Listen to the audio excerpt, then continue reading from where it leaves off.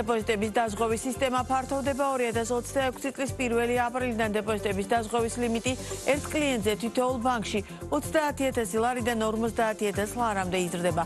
ფიზიკური და იურიდიული პირების რა მოცულობის დეპოზიტები ამ დროისათვის დაზღვეული და ცვლების შედეგად რამდენად გაეზრდებათ ბანკებს შენატანები. დეტალებით ქრისტინა გამთენაძე გვერდება ბიზნეს პარტნიორის პირდაპირ ეთერში. მაიკო მოგესალმები 2025 წლის 31 აგვისტოს მდგომარეობით საქართველოში მოქმედ 19 ბანკში არსებული დეპოზიტების საერთო მოცულობა 64 მილიარდი ლარია, დაზღვეული დეპოზიტების საერთო მოცულობა კი 11 მილიარდ 300 მილიონ ლარს შეადგენს, საიდანაც 10 მილიარდ 300 მილიონი ფიზიკური პირების დაზღვეული დეპოზიტებია, ხოლო იურიდიული პირების დაზღვეული დეპოზიტების მოცულობა მხოლოდ 972 მილიონ ლარს აღწევს. როგორც აღინიშნა, დეპოზიტების დაზღვევის სისტემა ფართოვდება. ცვლილების შედეგად 2026 წლის ბოლოსთვის საბანკო სისტემაში დაზღვეული დეპოზიტების მოცულობა უკვე 15 მილიარდ ლარს მიაღწევს. ეს კი მთლიანი დეპოზიტების დაახლოებით 20% იქნება. როგორც დეპოზიტების დაზღვევის სააგენტოს ხელმძღვანელი აღნიშნავს, 2025 წელს ბანკებს სავალდებულო შენატანების სახით სააგენტოში წლიურად 75 მილიონი ლარის გადახდა მოუწევთ, შემდეგი წლისთვის კი ლიმიტის ზრდის ფონზე გადასახადი უკვე 80 მილიონი ლარი იქნება. გადაწყვეტილება ჩვენ მივიღეთ იქიდან გამომდინარე, რომ იცით მოგეხსენებათ, რომ ჩვენ ყოველ ესე იგი სავალდებულო შენატანები არის რისკზე დაფუძნებული. ეს რისკის ზონები არსებითად გაუმჯობესდა.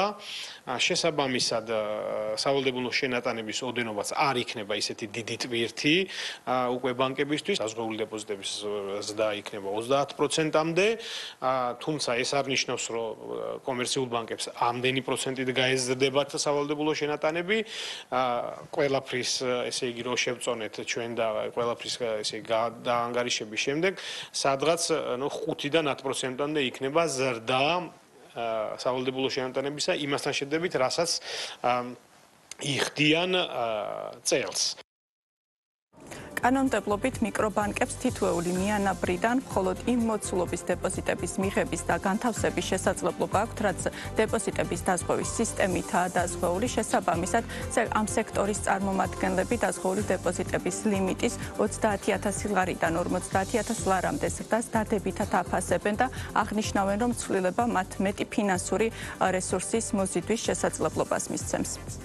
დეპოზიტების დაზღვევის ზრდის და ზღვრის გაზრდა ეს იქნება სასარგებლო როგორც თავად მომხმარებლებისთვის პირველ რიგში, იმიტომ რომ ძალიან დაბალრისკიანი დეპოზიტების ოდენობა კიდევ უფრო მეტად გაიზრდება და გარდა ამისა, უფრო მეტი დეპოზიტის მოზიდვის შესაძლებლობა ექნებათ მიკრობანკებს, არა მხოლოდ წვრილი, ასე ვთქვათ, დაბალ ლიმიტში, არამედ უფრო მაღალ ლიმიტში და ეს სექტორის წარმომადგენლებისთვისაც ძალიან მნიშვნელოვანი წინგადადგმული ნაბიჯი იქნება. მიკრობანკები მთლიანი, ესე იგი, მთლიანი საბანკო სექტორის მცირე ნაწილს შეადგენენ. არ არის დიდი შენატანები, თვითონ სადაზღვეო ფონდში მათი შენატანები არ არის მოცულობით დიდი, თუმცა მინდა აღვნიშნო, რომ აი ბოლო პერიოდში საკმაოდ შეიძლება თანხობრივად დიდი არ არის მათი შენატანი, მაგრამ პროცენტულად რაც შექონდათ, თქვათ, მაგალითად წლის დასაწყისისთვის, უკვე აი ამ თვის მონაცემებით და წინა თვის მონაცემებით ფაქტიურად გაორმაგებული არის ის შენატანები, რასაც იხდიდა მთლიანად ესე იგი ეს მიკრობანკები. შესაბამისად, შეგვიძლია ვივარაუდოთ და რიცხვებიც ამას იძახის, რომ ფაქტიურად დეპოზიტები მათთან ორჯერ გაიზარდა. ცნობისთვის დეპოზიტების დაზღვევის ზღვარი უკვე მე-13-ად გაიზარდა. თავდაპირველად სისტემა 5,000 ლარამდე მოცულობის დეპოზიტებს ფარავდა. 2020 წლიდან აღნიშნული ზღვარი 15,000-მდე, 2024 წლიდან კი 30,000 ლარამდე გაიზარდა. მადლობა ქრისტინა გამთენაძე საუბრობდა ბიზნეს პარტნიორის პირდაპირ ეთერში.